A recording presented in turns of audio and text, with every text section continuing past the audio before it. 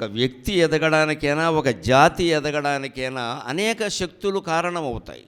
ఇంట్లో అన్నం పెట్టేటువంటి తల్లి ఏమీ మాట్లాడకుండా కేవలం వంట మాత్రమే చేసి భర్తకి పిల్లలకి వండి పెట్టే తల్లి ఆ కుటుంబంలో ఎవరు ఏమి సాధించినా ప్రథమ కారణం ఆవిడే అవుతుంది, అనుమానమే లేదు. అందులో ప్రథమ కారణం ఆవిడే, అంటే ప్రధాన కారణం కూడా ఆవిడే.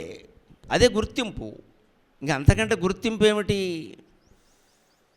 ఆయన భార్య అంటారు, వాళ్ళ అమ్మ అంటారు, చాలు, అంతకంటే అక్కర్లేదు. ఇంకా ఈ సొంత గుర్తింపుల కోసం వెర్రితాపత్రయాలు పడడం వల్లే సమాజంలో అనవసర పోటీలు పెరుగుతున్నాయి.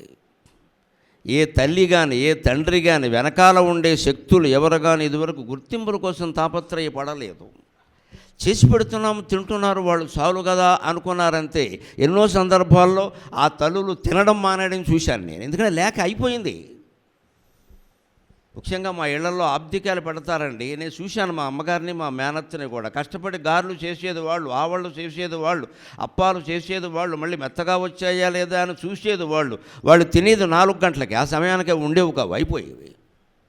పోన్లే వాళ్ళందరూ తిన్నారులే, బ్రాహ్మలు తిన్నారు, పెద్దాళ్ళు తిన్నారు, పిల్లలు తిన్నారు, ఇదే ఆలోచన.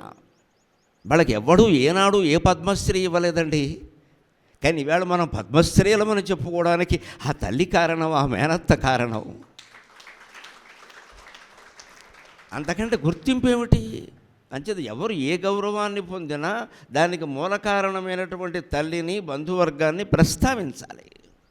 అది చాలు వారికి గౌరవం. నా బిడ్డ నా గురించి చెబుతున్నాడు, ఇంతకంటే ఏం కావాలి?